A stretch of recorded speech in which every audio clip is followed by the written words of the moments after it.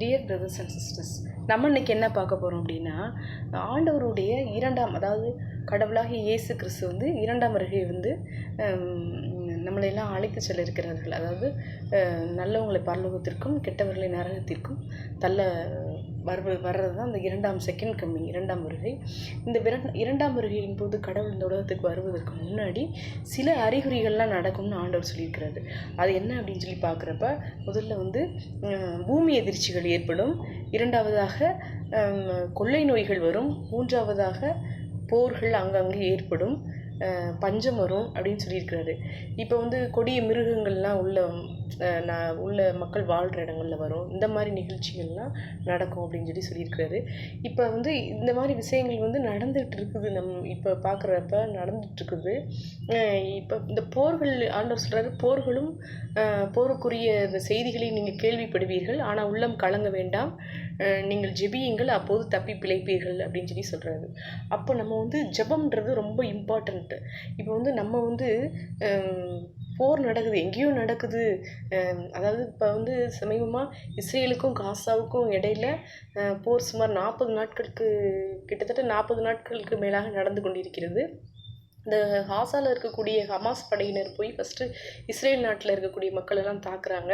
உடனே இஸ்ரேல் என்ன செய்யுது, திருப்பி காசா நாட்டுக்குள்ளே புகுந்து ஹமாஸ் படையினர்லாம் அழிக்காமல் விட மாட்டோம் அப்படின்னு சொல்லிட்டு அவங்க உள்ளே போய் என்ட்ராகி அவங்க போர் செய்கிறப்ப அங்கே இருக்கக்கூடிய பொதுமக்கள் பாதிக்கப்படுறாங்க. எப்படி இஸ்ரேல் நாட்டில் போய் ஹமாஸ் படையினர் தாக்குறப்ப அங்கே மக்கள் தாக்கப்பட்டாங்களோ, அதே மாதிரி இங்கேயும் பொதுமக்கள் வந்து தாக்கப்படுறாங்க. இதனால் எக்கச்சக்கமான உயிர்கள், மனித உயிர்கள் பலியாக இருக்கிறது நினச்சி பார்த்தோம்னா ரொம்ப மனசு வேதனையாக இருக்குது. நம்மளே இவ்வளோ கஷ்டப்படுறப்ப நம்மை படைத்த கடவுள் எவ்வளோ வேதனைப்படுவார்.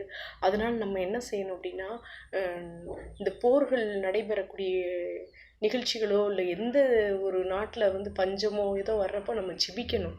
ஆண்டவர் சொன்ன அறிகுறிகள்லாம் நம்ம தெரியிறப்போ கண்டிப்பாக ஜெபிக்கணும். இப்போ வந்து நம்ம இஸ்ரேல் மற்றும் காசா நாட்டுக்காக நம்ம ஜெபிக்க கடமைப்பட்டு இருக்கிறோம். இப்போ நம்ம சேனலில் வந்து பார்க்கக்கூடிய ஒவ்வொருவருக்கும் என் அன்பான வேண்டுகோள் என்னவென்றால், நீங்கள் வந்து இஸ்ரேல் மக்களுக்கும் இஸ்ரேல் தேசத்துக்கும் காசா நாட்டுக்கும் இடையே ஒரு அமைதி நிலவ வேண்டும், சமாதானம் வர வேண்டும் என்று ஜெபிக்கும்படி உங்களை அன்போடு கேட்டுக்கொள்கிறேன். இதற்கான ஜெபத்தை நான் வந்து விரைவில் போடுகிறேன். நான் தனிப்பட்ட விதத்தில் ஜெபித்து கொண்டிருக்கிறேன். ஏன்னா நம்ம சேனல் சார்பாக உங்களுடைய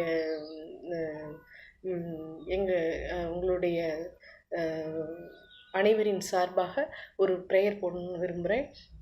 அது நாளைக்கு நான் போடலான்னு இருக்கிறேன். நீங்களும் உங்களுடைய தனிப்பட்ட ஜெபத்தில் மக்களுக்காக, இஸ்ரேல் காசா நாட்டுக்காகவும் அங்கே இருக்கக்கூடிய மக்கள் ஒவ்வொருவருக்காகவும் ஜெபிக்கும்படி அன்புடன் கேட்டுக்கொள்கிறேன். நம்ம வந்து எப்பயுமே கிறிஸ்தவங்களாக இருக்கிறதுனால எப்பயுமே மற்ற மக்களுக்காக, பிறருக்காக ஜெபிக்க வேண்டும். அதைத்தான் இயேசு விரும்புகிறார். நாம் ஜெபிக்கும்போது நிச்சயமாக ஆண்டவர் சூழ்நிலைகள் எல்லாம் மாற்றுவார். அவருடைய வருகை கூட கொஞ்சம் தள்ளி போடுவார், போர்களை நிறுத்துவார். அவருக்கு அந்தளவுக்கு பவர் இருக்குது, வல்லம் இருக்குது. அவர் சர்வ வல்லமையுள்ள தேவன். எனவே நாம் தொடர்ந்து போர் நிறுத்தத்திற்காக நாம் ஜெபிப்போம்.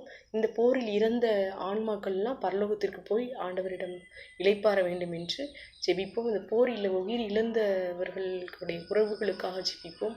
அந்த உறவுகளெல்லாம் ஈடுகட்டும் வண்ணம் கடவுளே அவர்களுக்கு உறவுகளாக இருந்து உதவி செய்ய வேண்டுமாறு மன்றாடுவோம். வேற என்ன சொல்லணும்னு நினைக்கிறேன்னா, தொடர்ந்து நம்மளுடைய ஜெபத்தில் வந்து இந்த நாட்டு மக்களுக்காக, உலக அமைதிக்காக, குறிப்பாக இந்த இஸ்ரேல் காசா நாட்டு மக்களுக்காக, அதனுடைய தலைவர்களுக்காகவும் ஹமாஸ் படையினருக்காகவும் எல்லாருக்காகவும் ஜெபம் பண்ணுவோம். அவங்க விரைவில் மனம் மாறி சமாதானமான ஒரு முறையில் சென்று கடவுளுடைய நாமத்தை மகிமைப்படுத்த வேண்டும் என்று நாம் ஜெபிப்போம். இயேசுவுக்கு புகழ், இயேசுவுக்கு நன்றி, மரியே வாழ்க. God bless you.